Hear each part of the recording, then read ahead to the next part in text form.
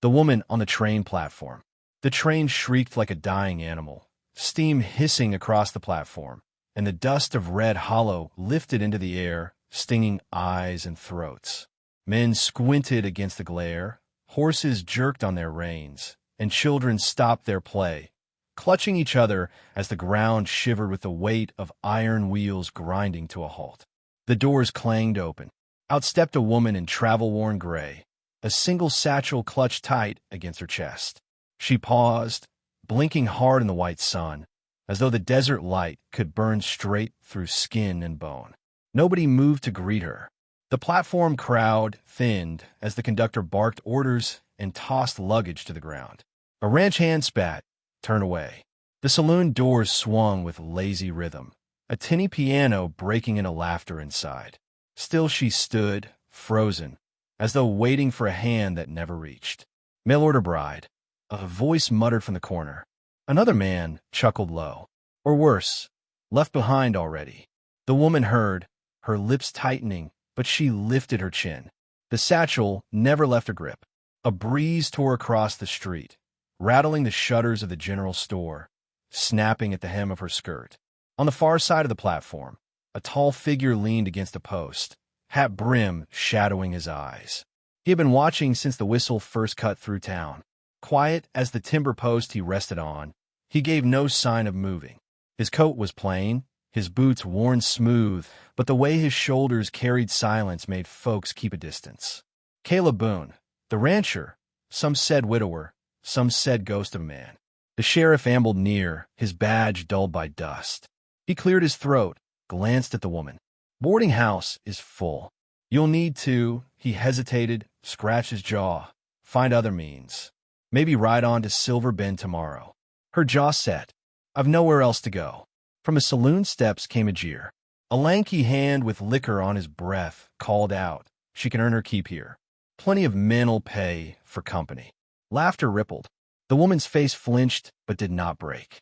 She gripped her satchel tighter, knuckles widening. The sheriff shifted uncomfortably, muttered something about moving along, and left her standing in the dust. For a long moment, the platform was silent save for the creak of wagon wheels and the clatter of hooves. Then boots struck the boards. Slow, deliberate. Caleb Boone stepped forward, the shadow of his hat falling across her. His voice, low and rough, carried through the air like gravel dragged across stone. You got no place to stay. She looked up, startled, but said nothing. Come with me, he added. The whispers flared instantly. A rancher who kept to himself. A man who hadn't spoken to a soul more than a dozen words in years. Now he offered shelter to a stranger. The woman studied him, searching for cruelty behind the quiet eyes. She found none, only a weariness carved deep in the lines of his face. She gave a short nod, as if the decision had been made long before she stepped off the train. Caleb turned, walked toward the hitching post. His horse stamped the ground impatiently. He swung into the saddle, then leaned down a hand. For the first time since the train had stopped, she let go of her satchel with one hand. She took his firm grip meeting callous palm, and he pulled her up behind him. The town watched. Dust rose in their wake as the horse carried them down the main street, past the creaking saloon, past the blacksmith's hammer, past all the staring eyes. No words were spoken between them as the town faded into the horizon. Only the wind carried the memory. Red Hollow had seen something shift that day, though none could name it yet. Shadows beneath the quiet land.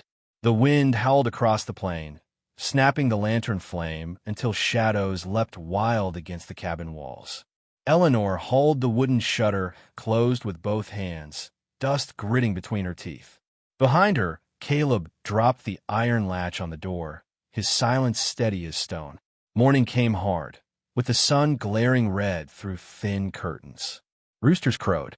The smell of coffee rose from the pot set on the stove. Eleanor stepped outside, boots sinking into dry earth, the ranch unfolding before her. Cattle spread like dark smudges against the horizon, fencing splintered in places, the barn roof groaning. Caleb was already at the corral, looping rope around a skittish mare. The horse reared, dust rising in swirls, but his grip never faltered. Muscles taut, jaw set, he leaned in and steadied the animal until its panic broke into trembling stillness. Eleanor climbed the fence, watched from the rail. Without looking at her, Caleb muttered, "Skittish. Storm last night spooked half the herd." She slid down, boots crunching gravel, and reached for the halter. The mare rolled her eyes, but Eleanor's hands were quick, sure. In one motion, she slipped the strap around the muzzle, pulling tight. The horse quieted under her touch. Caleb finally looked at her.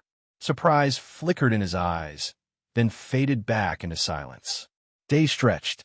Work filled the hours, hauling water, mending rails, branding calves. Eleanor carried her weight without complaint, her skirts dirted, her palms blistered. At night she sat by the fire, needle flashing through cloth, mending shirts too worn to save.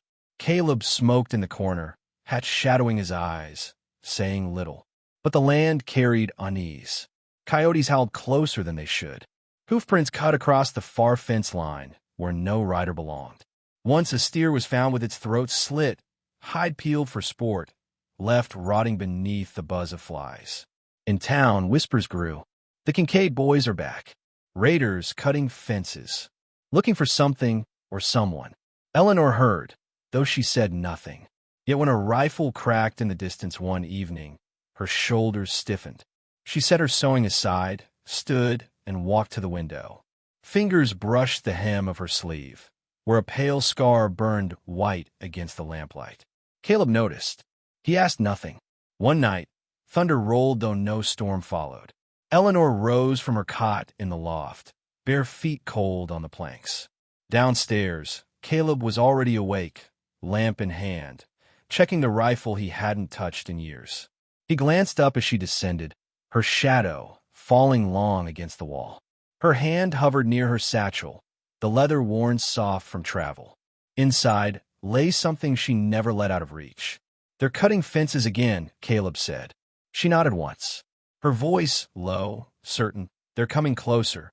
In the days that followed, her strength showed in small ways. She broke a wild stallion that had thrown 2 ranch hands before. She cleaned the rifle with practiced precision, movements smooth, unhesitating. Caleb watched, questions unspoken on his tongue. The nights grew sharper, air heavy with waiting. Lanterns burned late in the cabin, the silence between them carrying more weight than words. Sometimes he caught her staring at the horizon, eyes narrowed, as if measuring a distance only she could see. At supper, she finally broke the stillness. "You lost someone here." Caleb's hand stilled on the knife. He set it down slowly. "Wife. Son. Years ago." His voice carried no tremor, only the dull weight of memory. "Raiders took him. Sheriff found nothing." Eleanor lowered her gaze, whispering more to herself than him.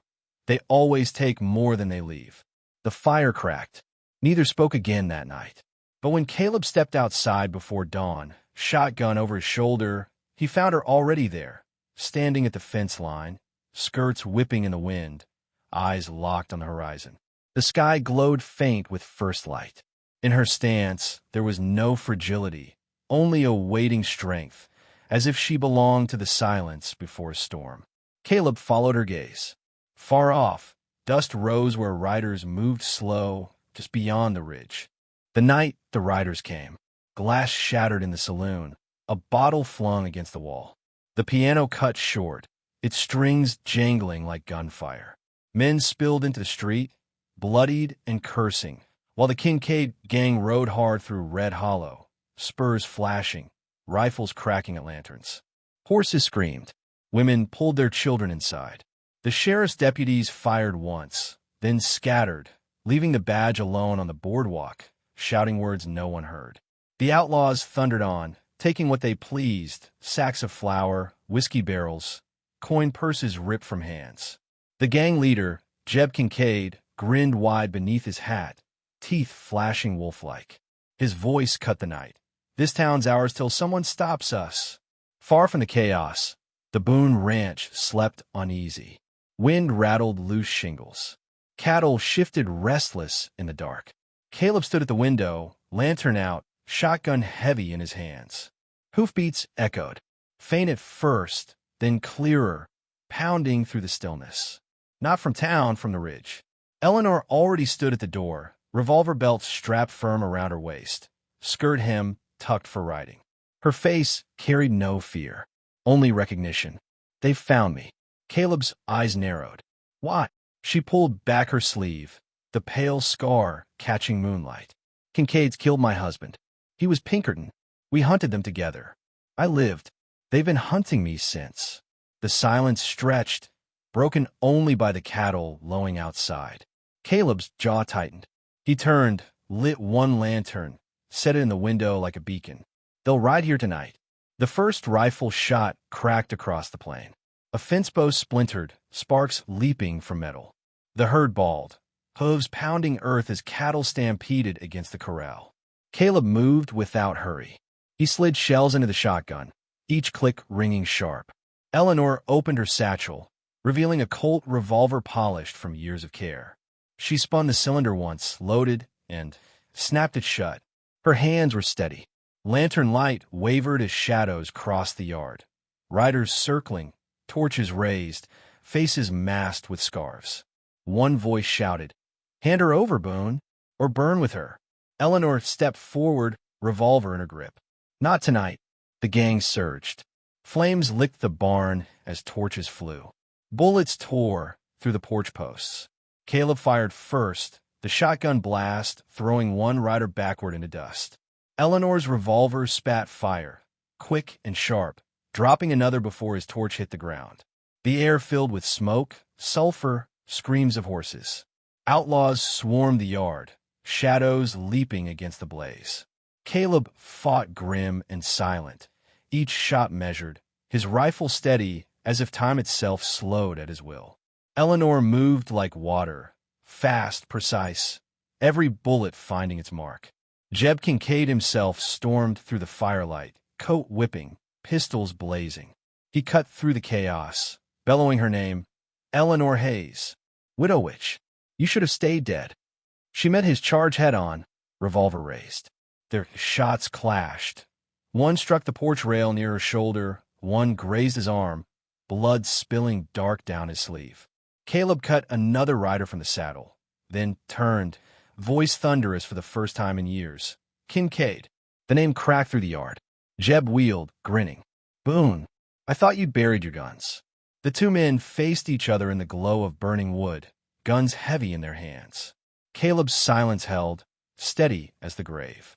But it was Eleanor who stepped between them, eyes locked on the man who had shattered her life. She moved closer, boots crunching glass, revolver lifted. This ends with me. Kincaid sneered. You ain't got the draw.